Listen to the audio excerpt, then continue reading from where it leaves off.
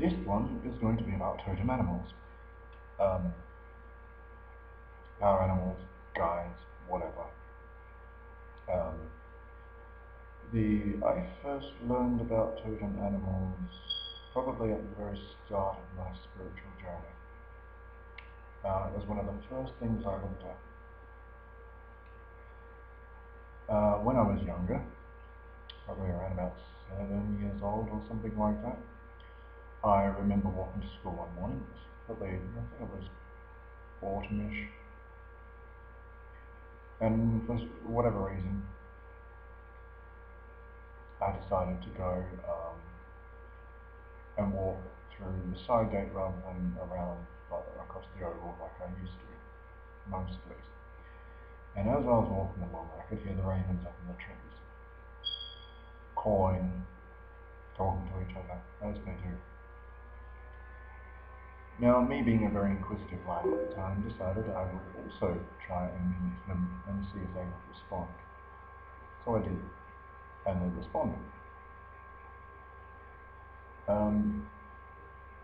As I was growing up, I used to sit in the school stand around the school quadrangle, and there was a TV antenna thing above the middle school block, and two ravens used to sit up there, and so I named them Shadow and Blackbeard because clearly I had no imagination back then, and whatever.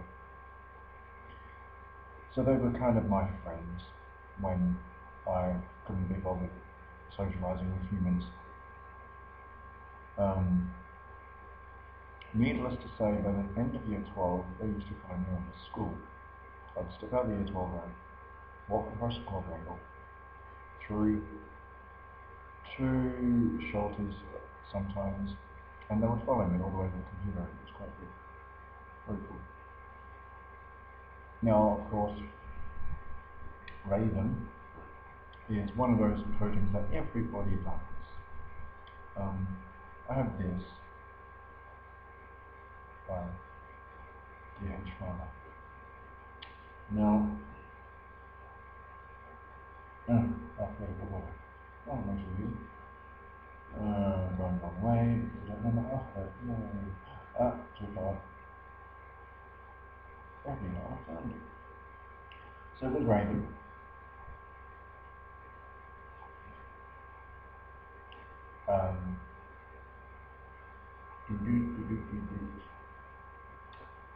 Let's read this, and then I'll explain it to you as best as I can.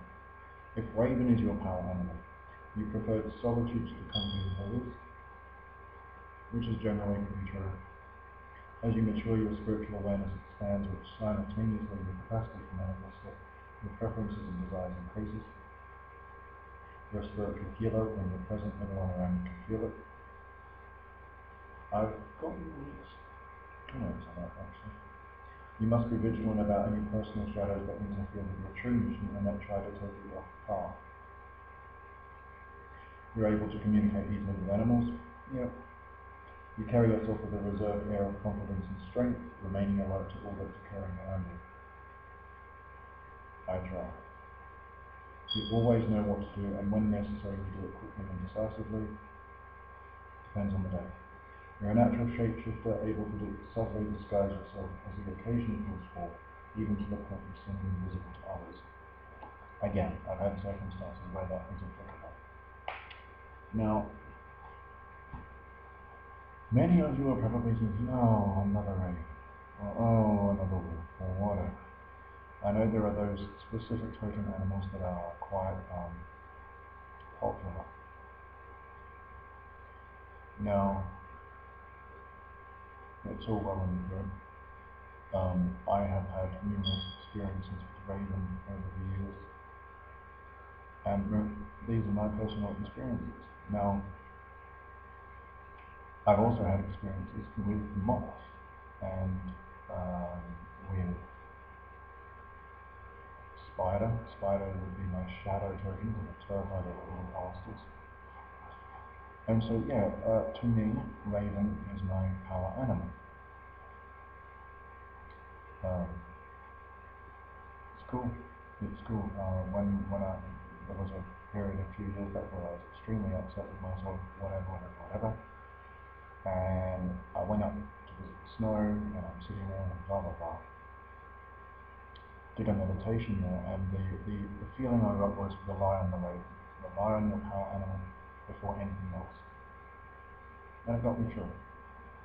Call it a moment of faith. I don't like using the word faith very often, but for me at that time it had to be a moment of faith. It got me through it. A moment of faith. I put my faith in the raven as a guide and got me through it. For its symbolism and whatever else. So that's cool. Raven is a trickster. A lot of people focus on the magical element of it, but remember, Raven is associated with Odin, with the Morrigan, with Bran, which is also the Gaelic word for raven anyway. It's associated with many different deities of death and rebirth and whatever. In Native America, it is a deity figure. It brought the sun to humanity, so it's very much like Prometheus of the Hellenic pantheon. So yes, raven is my totem. My secondary totem, which doesn't really appear very often, and I'm probably quite thankful of it, is wolf. The reason why I'm thankful of it is because wolf has a very overpowering energy. It's literally go for the jugular with me. Whenever wolf is there, it means I need to get shit done, and I need to do it now, and I can't hold back. Raven, for me, has always represented my curiosity, my love of symbolisms, my ability to kind of, if I ever have a dream or someone tells me about their dreams, I can immediately pick up symbolisms associated with it. So that's what Raven represents to me. Often I will call upon Raven in meditation or whatever, just for add companion. But yeah, no. So in the comments, if you want, you can feel more than welcome to put down what your power animal is or your totem animal, and tell me that. Tell me how it affects, how it's helped you in your life. Cool beans.